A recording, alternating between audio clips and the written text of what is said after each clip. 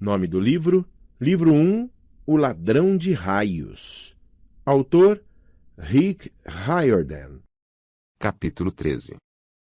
Meu mergulho para a morte. Passamos 2 dias no trem rumo ao oeste pelas colinas, por cima de rios, atravessando ondas de trigo cor de âmbar.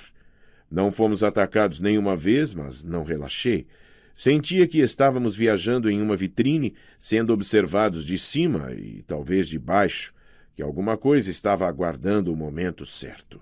Tentei ser discreto, pois meu nome e fotografia estavam estampados nas primeiras páginas de vários jornais da costa leste. O Trenton Register News publicou uma foto tirada por um turista quando desci do ônibus da Greyhound. Estava com uma expressão ensandecida nos olhos.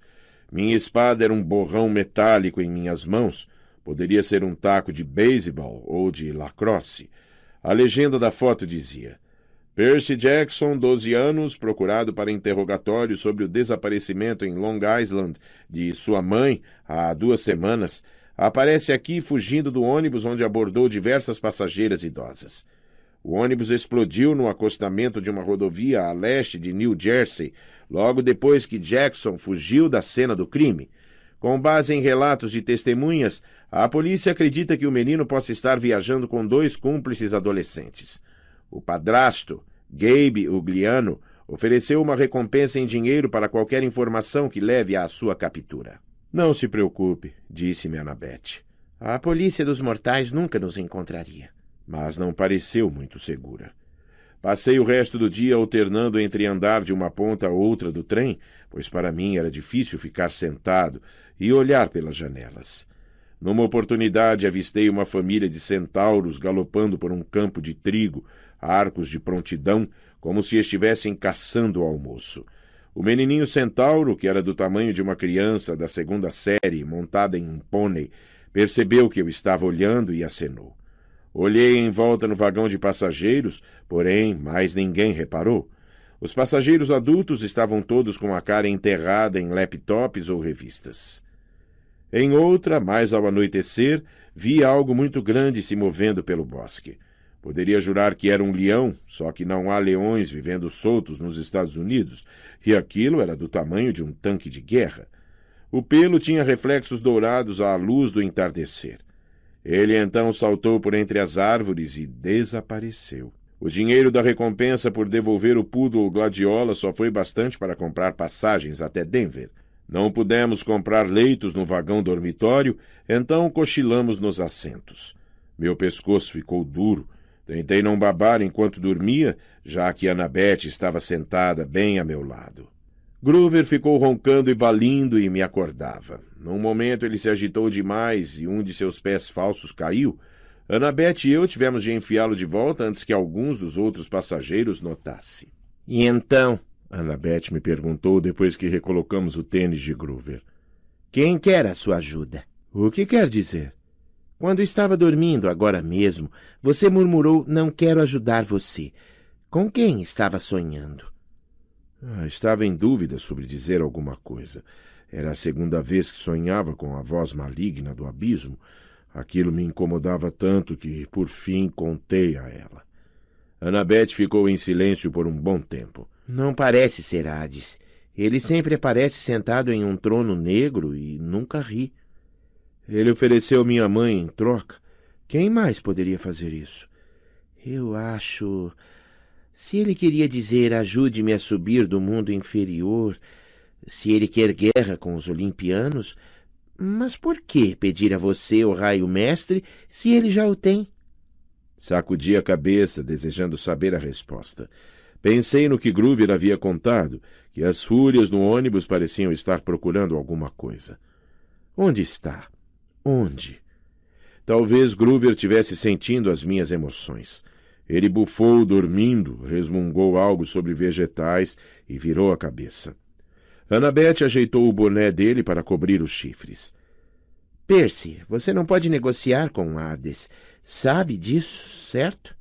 Ele é enganador, cruel e ganancioso. Não me importo se suas benevolentes não foram tão agressivas dessa vez. — Dessa vez? — perguntei. — Você quer dizer que já cruzou com elas antes? A mão dela deslizou até o colar. Ela manuseou uma conta branca vitrificada, na qual estava pintada a imagem de um pinheiro, um dos seus marcos de fim de verão, em argila. Digamos apenas que não morro de amores pelo Senhor dos Mortos. Você não pode ficar tentado a negociar sua mãe. O que faria se fosse seu pai? Essa é fácil, disse ela. Eu o deixaria apodrecer. Sério? Os olhos cinzentos de Annabeth se fixaram em mim. Estavam com a mesma expressão que vi no bosque, no acampamento, no momento em que ela puxou a espada contra o cão infernal. Meu pai me detestou desde o dia em que nasci, Percy, disse ela. Ele nunca quis um bebê. Quando me ganhou, pediu a Atena que me levasse de volta e me criasse no Olimpo, porque estava muito ocupado com seu trabalho. Ela não ficou contente com isso. Disse a ele que os heróis têm de ser criados por seu parente mortal. Mas como? Quer dizer, você não nasceu em um hospital. Apareci na porta do meu pai, em um berço de ouro, trazido do Olimpo por Zéfiro, o vento ocidental. Daí você imaginaria que meu pai se lembrasse disso como um milagre, não é? Como se, quem sabe, tivesse feito algumas fotos digitais ou algo do tipo. Mas ele sempre falou sobre minha chegada como se fosse a coisa mais inconveniente que já lhe acontecera. Quando eu tinha 5 anos, ele se casou e esqueceu totalmente Atena. Arranjou uma esposa mortal normal e teve 2 filhos mortais normais e tentou fazer de conta que eu não existia. Olhei pela janela do trem. As luzes de uma cidade adormecida estavam passando. Quis fazer Annabeth se sentir melhor, mas não sabia como. Minha mãe se casou com um cara horroroso demais, contei a ela. Groover disse que ela fez isso para me proteger, para me esconder no cheiro de uma família humana. Quem sabe seu pai não estava pensando nisso? Annabeth continuou focada em seu colar. Apertava o anel de formatura de ouro que estava pendurado entre as contas. Ocorreu-me que o anel devia ser do pai dela. Fiquei imaginando por que ela o usava se o odiava tanto. Ele não liga para mim, disse ela. A mulher dele, minha madrasta, me tratava como uma aberração. Ela ia me deixar brincar com os filhos dela. Meu pai concordava. Sempre que acontecia alguma coisa perigosa, sabe, algo a ver com monstros, os 2 me olhavam com raiva, do tipo, como você ousa pôr nossa família em perigo? No fim, entendi a indireta. Eu não era querida. E fugi. Que idade você tinha? A mesma idade com que comecei no acampamento. 7. Mas você não ia conseguir chegar até a colina meio-sangue sozinha? Não, sozinha não. Atena me protegeu, me guiou em direção à ajuda. Fiz amigos inesperados que cuidaram de mim, bem, por pouco tempo. Quis perguntar o que havia acontecido, mas Annabeth parecia perdida em lembranças tristes. Então ouvi o som dos roncos de Groover e fiquei olhando para fora, pelas janelas do trem, enquanto os campos escuros de Ohio iam passando. Perto do fim do nosso segundo dia no trem, em 13 de junho, 8 dias antes do solstício de verão, passamos por algumas colinas douradas e sobre o rio Mississippi e entramos em St. Louis. Annabeth esticou o pescoço para ver o portal em arco, que me pareceu uma enorme alça de sacola de compras fincada na cidade. Eu quero fazer aquilo, suspirou ela. O quê? Perguntei. Construir algo como aquilo. Você já viu o Partenon, Percy? Só em fotos. Algum dia eu vou vê-lo em pessoa. Vou construir o maior monumento aos deuses que já foi feito. Algo que vai durar 1000 anos. Eu ri. Você, uma arquiteta? Não sei porquê, mas achei aquilo engraçado. A ideia de Annabeth tentando ficar sentada em silêncio, desenhando o dia inteiro. As bochechas dela coraram. Sim, uma arquiteta. Atena espera que seus filhos criem coisas, não apenas as derrubem, como um certo deus dos terremotos. Observei as águas marrons e turbulentas do Mississippi embaixo. Desculpe, disse Annabeth. Isso foi maldoso. Não dá para trabalharmos juntos? Implorei. Quer dizer, Atena e Poseidon não poderiam colaborar um com o outro? Annabeth teve de pensar a respeito.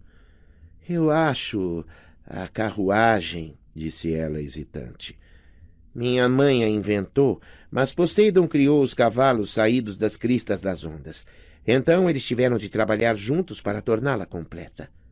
Então nós também podemos colaborar um com o outro, certo? Entramos na cidade. Annabeth olhava enquanto o arco desaparecia atrás de um hotel. Acho que sim, disse afinal. Entramos na estação da rede ferroviária no centro da cidade. O alto-falante nos avisou que teríamos uma parada de 3 horas antes de partir para Denver. Groover se espreguiçou. Ainda despertando, disse: Comida. Vamos, menino bode, disse Annabeth. Fazer um passeio. Passeio? Até o portal em arco, disse ela. Pode ser a minha única oportunidade de subir até o topo. Você vem ou não? Groover e eu nos entreolhamos. Eu queria dizer não, mas concluí que se Annabeth ia, não poderíamos deixá-la sozinha.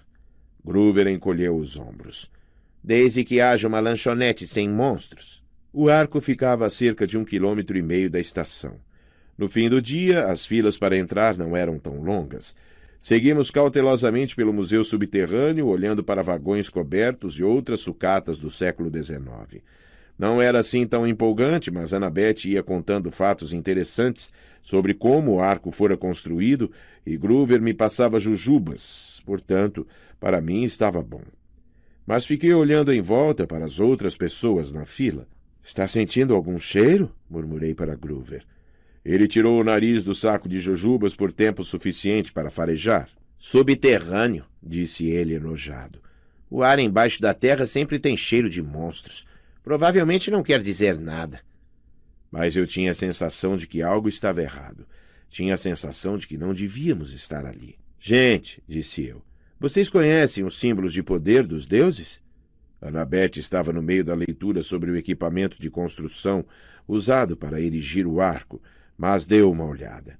Sim. Bem, Hades... Groover pigarreou. Estamos em local público. Você quer dizer, o nosso amigo do andar de baixo? Aham, certo, falei. Nosso amigo do andar muito de baixo. Ele não tem um chapéu como o de Annabeth? Você quer dizer o elmo das trevas? Disse Annabeth. Sim, é seu símbolo de poder. Eu o vi junto ao assento dele durante a assembleia do solstício de inverno. Ele estava lá? Perguntei. Ela assentiu. É a única ocasião em que ele tem permissão de visitar o Olimpo. O dia mais escuro do ano. Mas se o que ouvi é verdade, o elmo é muito mais poderoso que meu boné da invisibilidade. Permite que ele se transforme em trevas, confirmou Groover. Ele pode se fundir com as sombras ou passar através de paredes. Não pode ser tocado, nem visto, nem ouvido. E pode irradiar um medo tão intenso que é capaz de enlouquecer você ou fazer seu coração parar de bater. Por que acha que todas as criaturas racionais têm medo de escuro? Mas então, como sabemos se ele não está aqui agora mesmo, nos observando? Perguntei. Annabeth e Groover se entreolharam. Nós não sabemos, disse Groover. Obrigado, agora me sinto muito melhor, falei. Ainda sobrou alguma jujuba azul? Tinha quase controlado meu desespero quando vi o minúsculo elevador no qual iríamos subir até o topo do arco e percebi que estava encrencado. Odeio espaços confinados. Eles me deixam doido. Ficamos espremidos dentro do elevador junto com uma senhora grande e gorda e seu cão, um chihuahua com uma coleira de falsos brilhantes. Calculei que talvez chihuahua fosse um cão-guia, porque nenhum dos guardas disse uma palavra a respeito. Começamos a subir dentro do arco. Eu nunca havia estado em um elevador que subia em curva e meu estômago não gostou muito. Sem os pais? Perguntou-nos a senhora gorda. Tinha olhos pequenos, redondos e brilhantes, dentes pontudos e manchados de café. Um chapéu mole de jeans e um vestido de jeans armado demais. Parecia um dirigível jeans. Eles estão lá embaixo, disse Annabeth. Têm medo de altura. Ah, pobrezinhos. O chihuahua rosnou. A topo do arco, a plataforma disse. Vamos, vamos, filhinho. Comporte-se. O cão tinha olhos pequenos, redondos e brilhantes, como os da dona, inteligentes e malvados. Eu disse. Filhinho? É o nome dele? Não. Ela falou e sorriu como se aquilo esclarecesse tudo. No topo do arco, a plataforma de observação me lembrou uma lata acarpetada. Fileiras de janelinhas davam para a cidade, de um lado, e para o rio, do outro. A vista era legal, mas se existe uma coisa de que gosto ainda menos que lugar fechado, é um lugar fechado a 200 metros de altura. Annabeth seguiu falando sobre suportes estruturais e sobre como teria feito as janelas maiores e projetado um piso transparente. Ela poderia ter ficado lá em cima horas a fio, mas, para minha sorte, o guarda anunciou que a plataforma de observação seria fechada em poucos minutos. Guiei Groover e Annabeth em direção à saída, enfiei-os no elevador e estava quase entrando quando me dei conta de que já havia outros 2 turistas lá dentro. Não tinha espaço para mim. O guarda disse: "Próximo carro, senhor." "Vamos sair", disse Annabeth. "Vamos esperar com você." Mas aquilo ia atrapalhar todo mundo e levar ainda mais tempo, então eu disse: "Não, tudo bem. Vejo vocês lá embaixo." Groover e Annabeth pareceram nervosos, mas deixaram a porta do elevador se fechar. O carro desapareceu rampa abaixo. Groover e Annabeth pareceram nervosos, mas deixaram a porta do elevador se fechar. O carro desapareceu rampa abaixo. Agora, as únicas pessoas que restavam na plataforma de observação éramos eu, um garotinho com os pais, o guarda e a senhora gorda com o chihuahua. Sorri pouco à vontade para a senhora gorda. Ela sorriu de volta, a língua bifurcada, tremulando entre os dentes. "Espere um minuto. Língua bifurcada?" Antes que eu pudesse concluir se tinha realmente visto aquilo, o chihuahua pulou no chão e começou a latir para mim. Vamos, vamos, filhinho", disse a senhora. "Não está divertido? Temos todas essas pessoas simpáticas aqui." "Cachorrinho", disse o menino. "Olhe, um cachorrinho." Os pais o puxaram de volta. O chihuahua arreganhou os dentes para mim, a espuma pingando dos lábios negros. "Bem, meu filho", suspirou a senhora gorda, "se você insiste..." Meu estômago começou a gelar. Você chamou esse chihuahua de filho?" "Quimera, querido", corrigiu a senhora gorda. "Não é um chihuahua. É um engano muito comum." Ela arregaçou as mangas de jeans, mostrando que a pele de seus braços era escamosa e verde. Quando sorriu, vi que seus dentes eram presas. As pupilas dos olhos eram fendas verticais, como as dos répteis. O chihuahua latiu mais alto e a cada latido ele crescia. Primeiro ficou do tamanho de um Doberman, depois de um leão. O latido se transformou em rugido. O menininho gritou. Os pais o puxaram para a saída, bem na direção do guarda, que estava paralisado, de olhos arregalados para o monstro. A quimera estava tão alta que suas costas tocavam o teto. Tinha a cabeça de leão, com a juba untada de sangue, o corpo e os cascos de um bode gigante e uma serpente no lugar da cauda. Losangos de 3 metros de comprimento brotavam do traseiro peludo. Ainda tinha no pescoço a coleira de falsos brilhantes e a placa, do tamanho de um prato, era agora fácil de ler. Quimera, raivosa, hálito de fogo, venenosa. Se encontrada, a favor ligar para o Tártaro, ramal 954. Percebi que não havia sequer tirado a tampa da minha espada. Minhas mãos estavam amortecidas. Eu estava a 3 metros da bocarra sangrenta da quimera e sabia que assim que me mexesse, a criatura iria investir. A mulher cobra fez um som sibilante que poderia ter sido uma risada. "Sinta-se honrado, Percy Jackson. O Sr. Zeus raramente me permite pôr um herói à prova com um de minha prole, pois eu sou a mãe de monstros, a terrível Equidna." Olhei para ela. Tudo o que pude pensar foi: isso não é o nome do bicho que come formigas? Ela uivou, a cara de réptil ficou marrom e verde de raiva.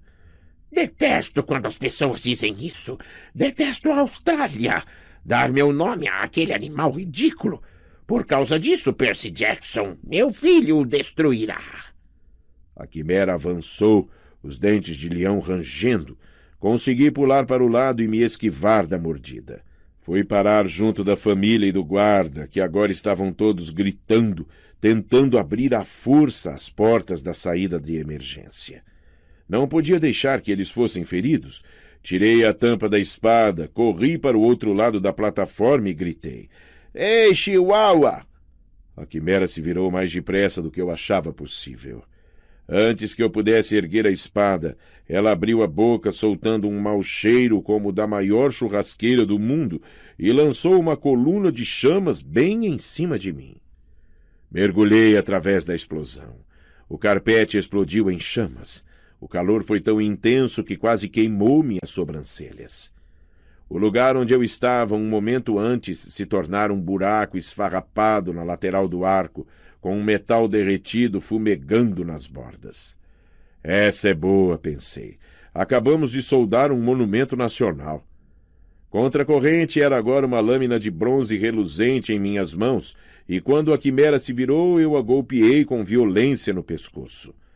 Foi um erro fatal. A lâmina faiscou sem efeito contra a coleira de cachorro. Tentei recuperar o equilíbrio, mas estava tão preocupado em me defender da boca chamejante de leão que me esqueci completamente da cauda de serpente, até que ela fez uma volta e cravou as presas na minha panturrilha. Minha perna inteira ardeu em fogo. Tentei enfiar contra a corrente na boca da quimera, mas a cauda de serpente enrolou-se nos meus tornozelos e me desequilibrou, e a espada voou de minha mão, saiu rodopiando pelo buraco no arco e caiu no rio Mississippi. Consegui ficar em pé, mas sabia que tinha perdido. Estava desarmado. Podia sentir o veneno letal subindo por meu peito. Lembrei-me de Quiron dizendo que Anaclusmus sempre voltaria para mim, mas não havia nenhuma caneta em meu bolso. Talvez tivesse caído longe demais, ou só voltasse quando estava em forma de caneta. Eu não sabia e não ia viver o bastante para descobrir.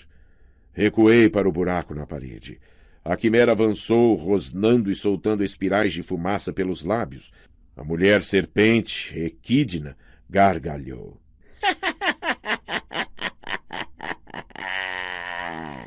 Já não se fazem mais heróis como antigamente, hein, filho? O monstro rosnou. Parecia não estar com pressa de acabar comigo, agora que eu estava derrotado. Dei uma olhada para o guarda e a família. O menininho se escondia atrás das pernas do pai. Eu tinha de proteger aquelas pessoas, não podia simplesmente morrer. Tentei pensar, mas meu corpo inteiro estava em fogo. Minha cabeça girava. Eu não tinha espada. Estava enfrentando um monstro imenso que cuspia fogo e sua mãe, e estava apavorado. Não havia outro lugar para ir, portanto, subi na beira do buraco.